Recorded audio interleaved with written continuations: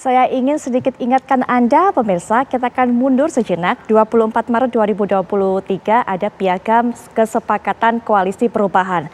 Ditandatangani kesepakatan antara partai-partai yang mengusung Anies Baswedan sebagai bakal calon presiden. Nah, ada 6 butir yang menjadi isi dari piagam kesepakatan tersebut. Saya hanya akan soroti dan saya akan ambil butir ketiganya saja supaya saya tidak salah kata per katanya. Saya akan bacakan. Ini butir ketiga dari piagam tersebut.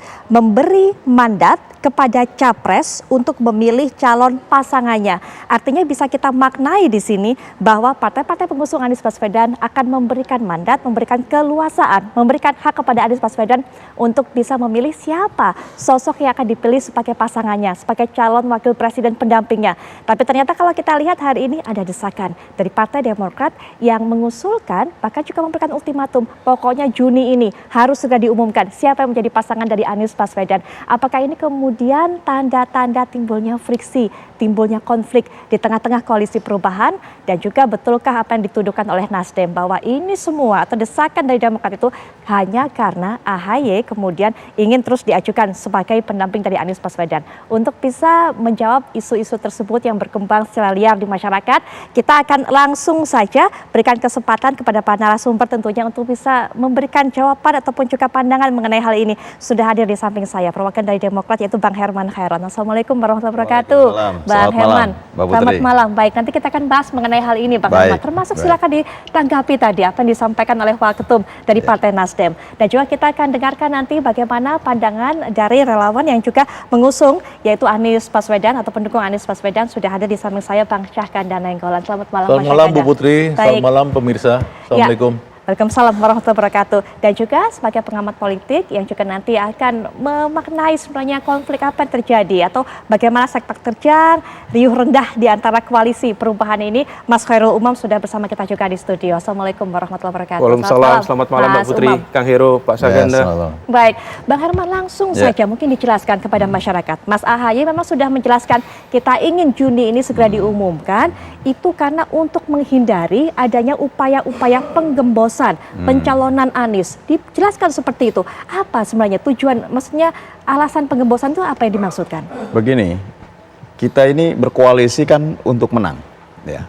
Dan sejak awal memang kami sudah bersepakat 3 partai, Demokrat, Nasdem dan PKS, mengusung Mas Anies sebagai bakal calon presiden. Dan ini telah berjalan tentunya. Dan Demokrat juga mencermati setiap perkembangan, baik itu survei maupun opini publik. Dan tentu sampai saat ini banyak sekali desakan-desakan di masyarakat, baik pada waktu kunjungan maupun yang disampaikan oleh masyarakat melalui media-media yang ada saat ini. Bahwa kapan ini akan mendeklarasikan secara bersama, bahkan bukan hanya bersama 3 partai mendeklarasikan Mas Anies, pasangan Mas Anies dan calon wakil presidennya. Itu satu. Yang kedua, juga ini merupakan tanggung jawab moral Demokrat bahwa momentum untuk pemilu presiden 2024 ini kan harus kita menangkan. Kalau harus kita menangkan ya persiapannya harus cukup. Kalau kita hanya nanti di ujung, ya di ujung, ini kan tidak mudah. Kontestasi ini juga bersaing, berkontestasi dengan calon-calon lainnya. Kalau nanti kita di ujung, pada waktu setelah pendaftaran dan masuk masa kampanye, itu hanya punya waktu 75 hari. Tidak cukup untuk bisa meyakinkan 200 daftar pemilih tetap untuk bisa bersama-sama kepada calon kita, gitu, calon kami ini. Gitu. Nah oleh karenanya, inilah momentum supaya kita mengambil kepercayaan publik di awal. Sehingga alangkah baiknya, tidak ada kata mendesak, itu tidak ada. Alangkah baiknya jika kita mendeklarasikan calon presiden dan calon wakil presiden secara bersama jauh hari sebelumnya kepada hari H pemilihan itu. Baik, tidak mendesak, menyarankan, tapi di ultimatum loh Bang, seakan-akan bahwa harus Juni begitu. Ya sekarang gini, tanya saja kepada Mas Anies, ada nggak ultimatum dari Ketua Umum atau Ketua Majelis? Kan tidak ada. Atau tanya kepada Pak Surya Paloh juga tidak ada. Atau tanya kepada PKS, nggak ada ultimatum ataupun desakan itu. Ini kan wacana yang dikembang-kembangkan saja sebetulnya. Jadi clear di sini konfirmasi bukan desakan, hanya saran, begitu? Ya saran sebaiknya begitu, karena di negara-negara yang demokrasinya maju, fair, terbuka, ini kan mereka semua ambil momentum, gitu, mengambil momentum untuk persiapan, untuk sosialisasi, untuk menyamakan visi dan misi, mempersiapkan program, apalagi dengan mengusung perubahan, apa yang tentu ke depan bisa memperbaiki hidup rakyat, apa yang bisa memperbaiki kehidupan berbangsa dan bernegara.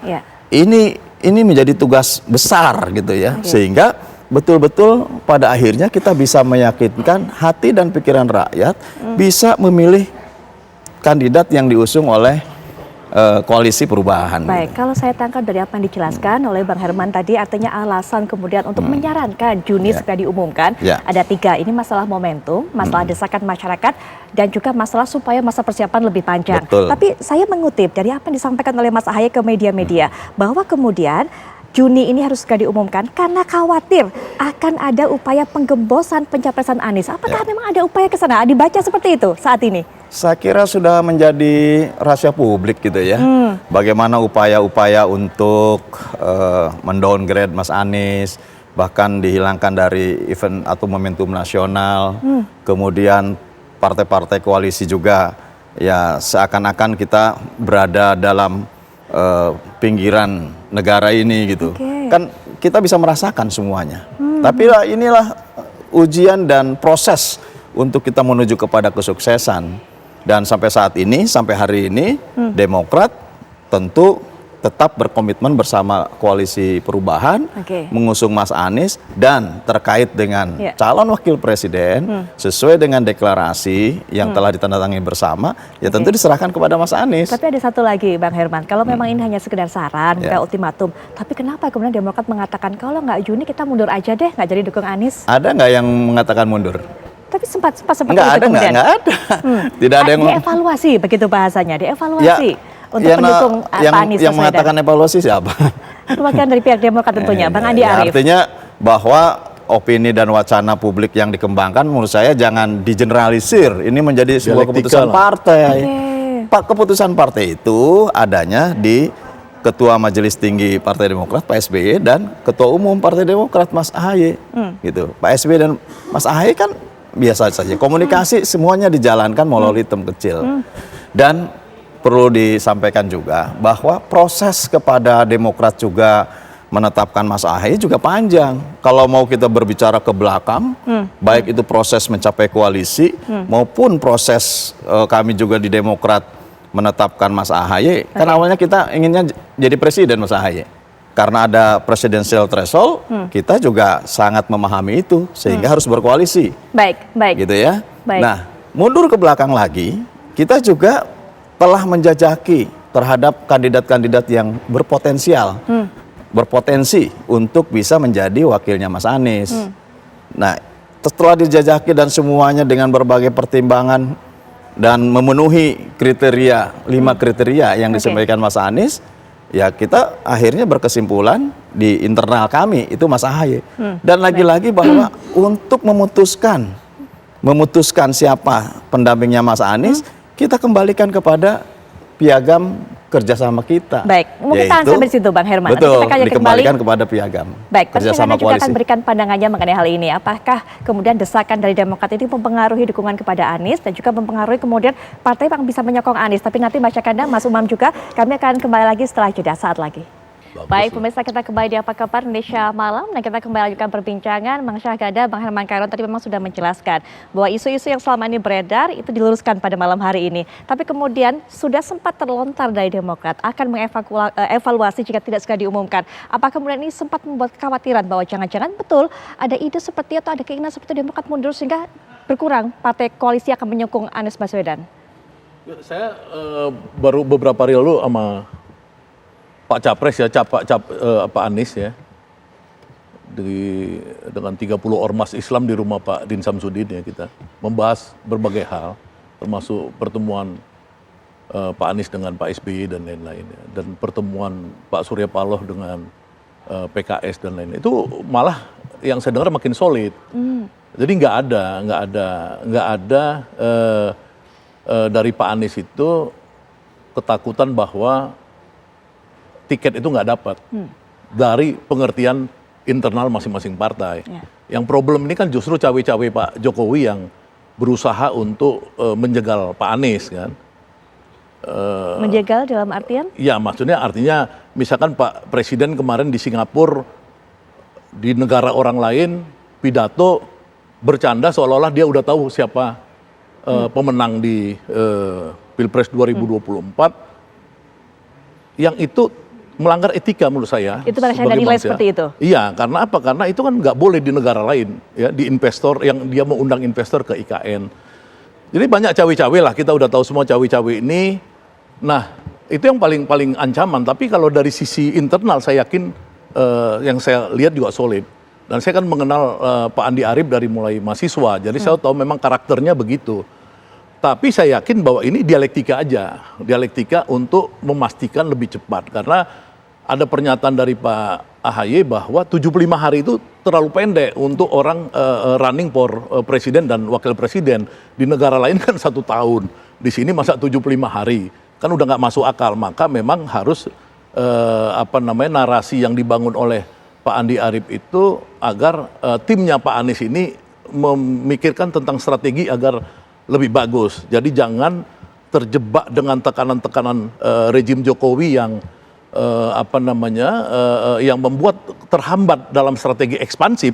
Jadi kan bertahan nih kalau dia misalkan Nasdem seolah-olah mau dipukul terus, menterinya yang lain mau dicopot atau apa isu seperti itu, kemudian Pak Muldoko nanti isunya dimenangkan di Mahkamah Agung dan lain-lain PK-nya. Ini kan membuat orang defensif. Nah, tipenya Pak Andi Arief setahu saya dari dulu memang tipenya ofensif. Dari zaman mahasiswa aktivis di UGM, Pak Andi Arief ini ofensif. Jadi wajar kita anggap sebagai dialektika, dan itu kan kemudian dijelaskan oleh Pak Herman tadi bahwa ini bagian dialektika aja.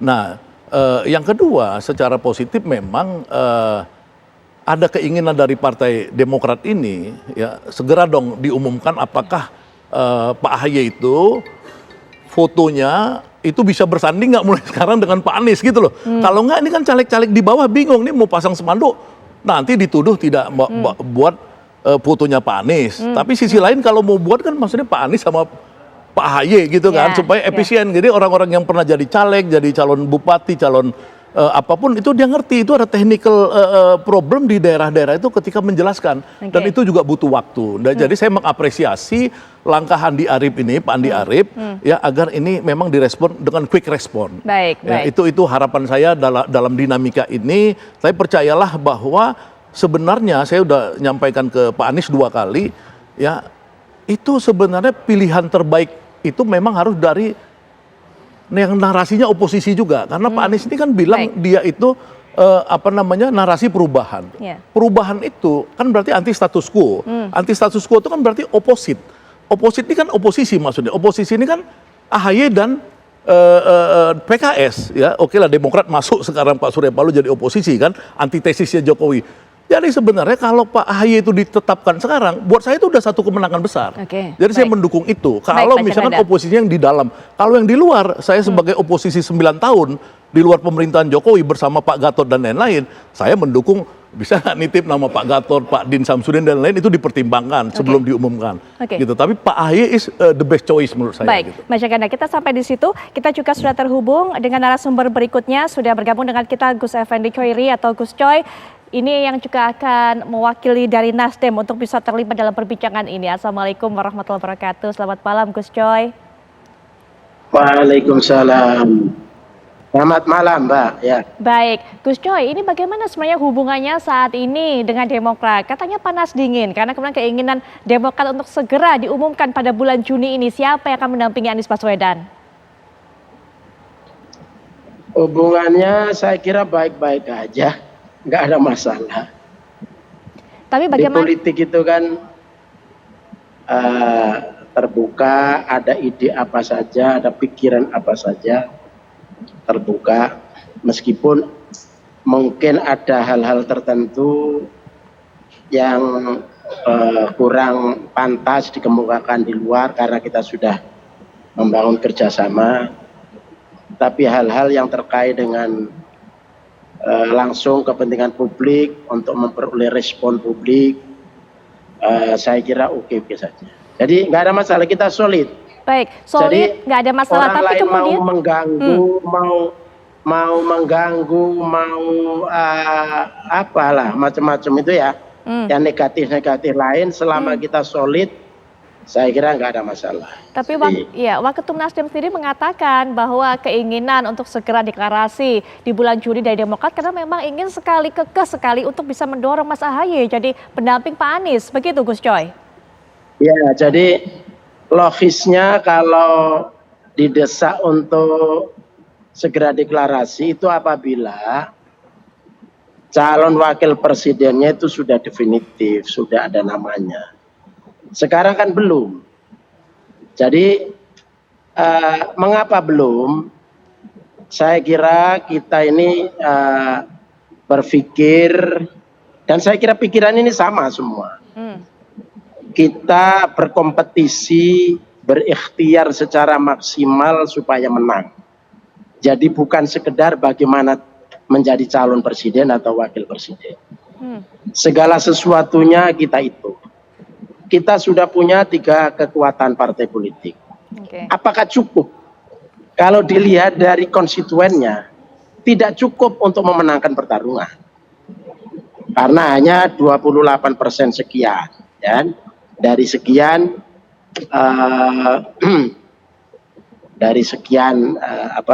kekuatan partai ya, ditambah dengan partai-partai yang belum ke Senayan. Nah, ketika kita hanya punya 3 partai politik sebagai modal kita untuk ikut berlaga, untuk ikut bermain, maka kita harus mencari kekuatan baru.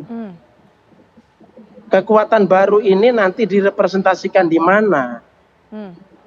Ya di cawapres, kan gitu. Kemudian yang lain-lain di mana lagi? Mungkin nanti di tim nasional, tim sukses nasional. Baik. Representasi dari ini, dari komunitas ini, dari kelompok. Sehingga kemudian kita menjadi satu gabungan koalisi atau kolaborasi. Baik Gus Coy. Besar gitu ya. Sehingga secara rasional bisa memenangkan pertarungan. Nah, ini semua kita hitung. Baik Gus Coy. Jadi soal waktu 3 bulan, sekian bulan bahwa kita tidak cukup, itu saya kira relatif ya. Baik, jadi mungkin tahan sampai di intinya situ, Gus bahwa Coy. sekarang belum dideklarasikan karena memang kita belum definitif siapa. Yang kedua, kalau kita sudah mempercayakan kepada Mas Anies sudah tahu kalkulasinya. Ini kan presiden yang kita pilih ini kan cerdas, pintar. Kalau nggak pintar, nggak cerdas, nggak kita pilih. Ya? Nah, oleh karena itu dia sudah punya kalkulasi itu, maka kita percayakan kepada dia. Jadi tidak boleh kita ganggu-ganggu, tapi usulan-usulan boleh disampaikan. Baik Gus Coy, kami tahan sampai di situ Gus Coy. Yang paling baik untuk kita sampaikan adalah lewat koalisi, karena masing-masing partai sudah ada timnya. Baik, jadi Gus lewat Coy. tim itu, tim 8 itu. Baik Gus Coy, nanti kita lanjutkan. Tapi Mas Umam juga mungkin bisa berikan pandangan begitu alotnya gini untuk bisa mencari pendamping bagi Mas Anies, padahal ini dikejar waktu tentunya. Iya, sebenarnya dinamika internal koalisi Mbak Putri itu bukan hanya terjadi di dalam konteks koalisi perubahan. Kalau misalnya kita cermati di hampir semua koalisi itu terjadi. Let's say kita lihat koalisi Indonesia Bersatu. Per hari ini juga nasibnya juga agak dilematis di sana. Kemudian PKB sendiri juga mengalami dilema yang sama sehingga kemudian juga mengajukan deadline serupa kepada Gerindra. Nah, artinya apa? Bahwa situasi ini memang menjadi dinamika internal, tantangan tersendiri di dalam konteks koalisi. Nah, mengapa kemudian tadi yang disampaikan oleh Kang Hero, mengapa kemudian ini menjadi dorongan khusus terutama dari teman-teman misalnya dari Partai Demokrat? Barangkali memang ada kalkulasi tertentu. Let's say, pertama, ada kecenderungan di mana elektabilitas Mas Anies per hari ini mengalami tren penurunan. Diakui atau tidak, kalau misal kita cermati dari sejumlah basis data yang ada, penurunan itu salah satunya di-trigger oleh menguatnya, merangseknya kembali dari Pak Prabowo kepada segmen basis pemilih loyalnya di 2019 yang sebelumnya itu lebih banyak mengarah ke Mas Anies. Nah, artinya apa? Karena kalau misal kemudian di posisi Mas Anies belum clear dan kemudian tidak menciptakan momentum itu, maka bisa saja kemudian migrasi terjadi.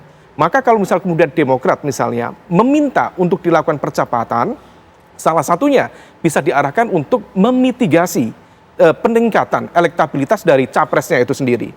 Kemudian di sisi lain ada situasi, barangkali tidak terkait dengan politik, tetapi ada bacaan politik yang bisa saja itu kemudian berimplikasi dalam konteks politik praktis, terutama terkait dengan putusan Mahkamah Konstitusi. Bagaimana ada perpanjangan masa jabatan pimpinan di KPK yang dalam konteks politik di permukaan tidak terlihat, tetapi ada bacaan, ada kekhawatiran, ada dinamika di internal KPK yang bisa saja kemudian itu dianggap sebagai situasi yang kemudian berimplikasi pada konteks pencapresan Mas Anies.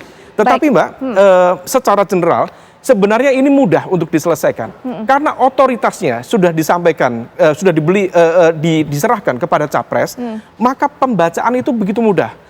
Kumpulkan sejumlah nama potensial, kemudian tetapkan indikatornya. Indikatornya beragam. Elektabilitas itu hanya satu faktor saja. Tetapi ada faktor yang lain, kerentanan, ideologi, logistik, jaringan partai, jaringan non-partai, semua harus dibaca. Mas Umam. Baru kemudian bisa ditentukan nama yang paling kredibel di sana. Nanti sampai poin di situ nanti kita akan bahas bagaimana tanggapan Bang Syahganda, Bang Herman, tapi setelah jeda berikut ini kami segera kembali. Kita akan berikan kesempatan kembali kepada para narasumber untuk bisa melanjutkan perbincangan. Bang Herman, silakan dikomentarin tadi apa disampaikan oleh Mas Umam yang menyinggung mengenai bagaimana hasil survei, kemudian ada hal-hal di luar politik yang berimplikasi juga dikhawatirkan seperti itu, dan juga ada satu cara bagaimana kemudian Anies ini bisa memilih siapa pendamping yang paling tepat. Ya, ini kan sudah bisa kita prediksi lah atau bisa kita kalkulasi ya. Ada 3 kandidat lah. Kita anggap saja ini 3 kandidat ini adalah yang akan berlayar gitu.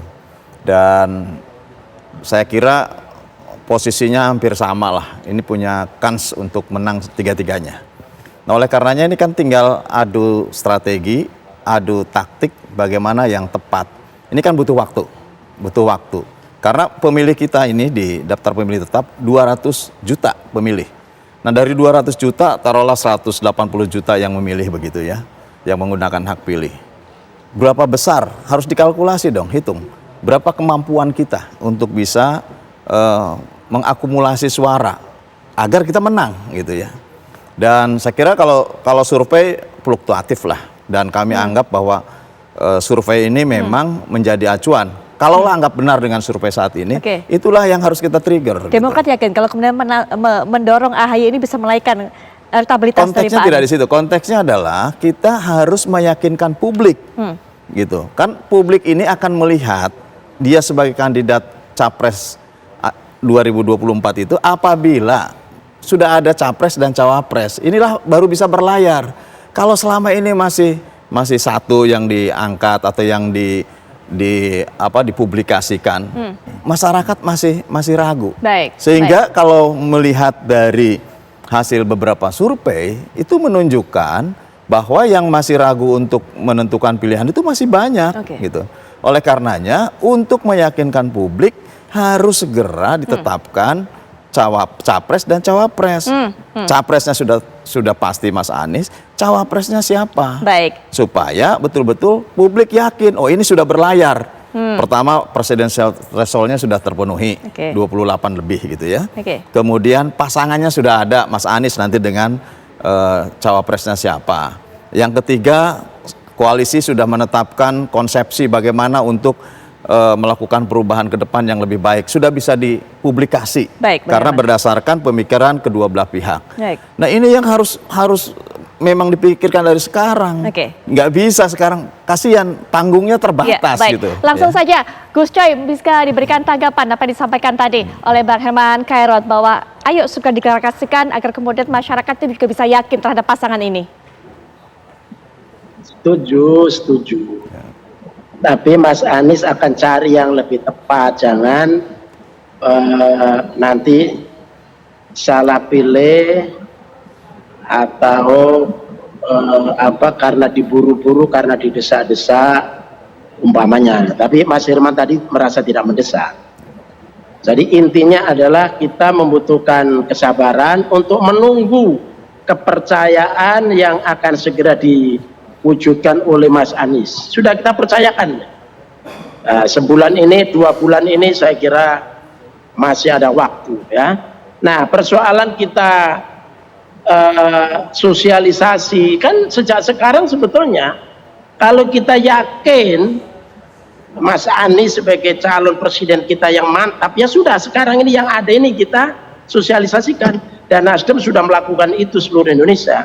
Saya kira yang belum ini Demokrat kayaknya belum ada. Baik. Ya kan, jadi acara-acara di daerah kita sudah hampir seluruh Indonesia. Nah, kalau sudah Demokrat jalan dengan membawa Mas Anies, mungkin hasilnya double. Kalau sekarang hasil surveinya antara 22, 19, 18 ya. Kalau Demokrat sosialisasi dengan segmen yang berbeda bisa double, berarti bisa 30% lebih. Gus Coy. Nah, Demokrat persoalannya hari ini belum sosialisasi.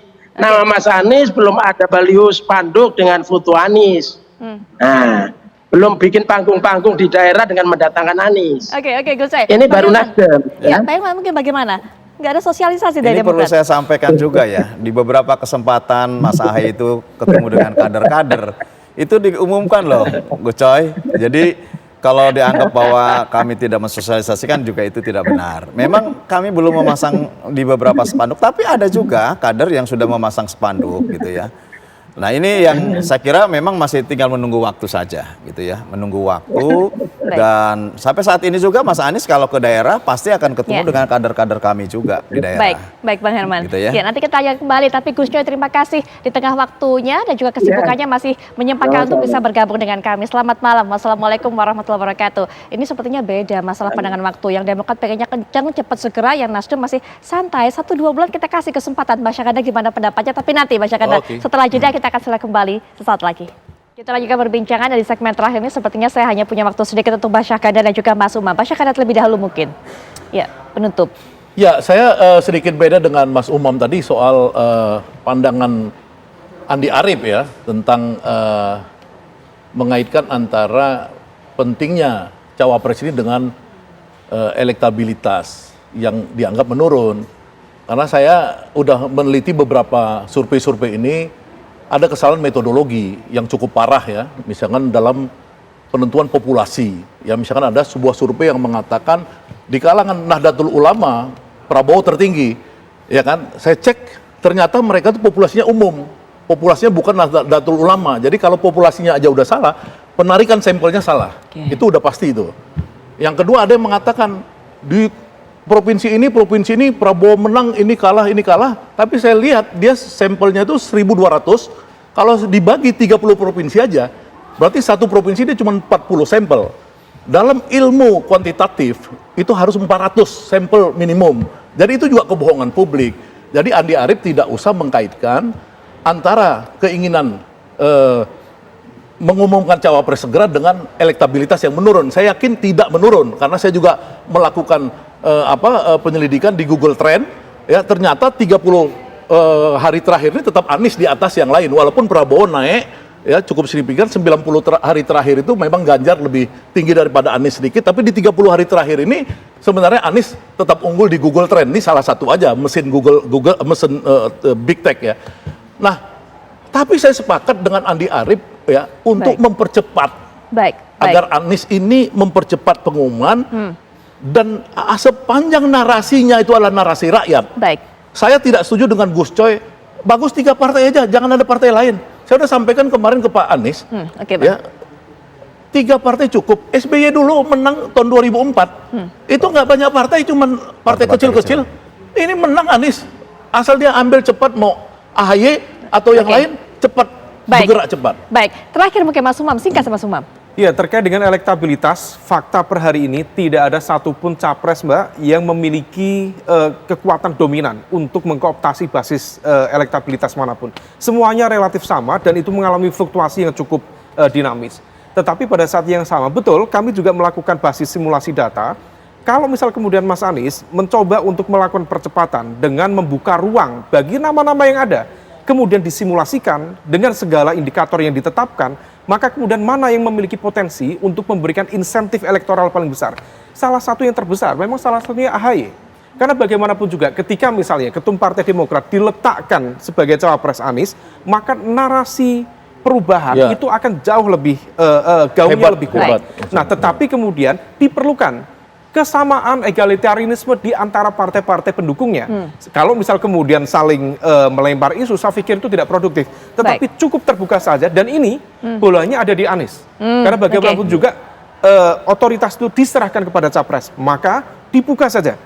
Siapa nama potensial, indikatornya apa, lakukan pembobotan. Dan itu bukan kerja yang berat, sangat ringan. Lakukan pembobotan, di situ akan ketemu nama, mana yang visible dan memungkinkan untuk mencapai kemenangan di 2024 mendatang. Mas Umam, makasih sudah memberikan pandangannya. Bang Syahganda juga terima Makasih, kasih. Mbak Putri. Mbak Kaira juga terima kasih. Kita akan tunggu apakah betul di Juni ini kita akan segera mengetahui siapa yang menjadi pasangan dari Anies Baswedan.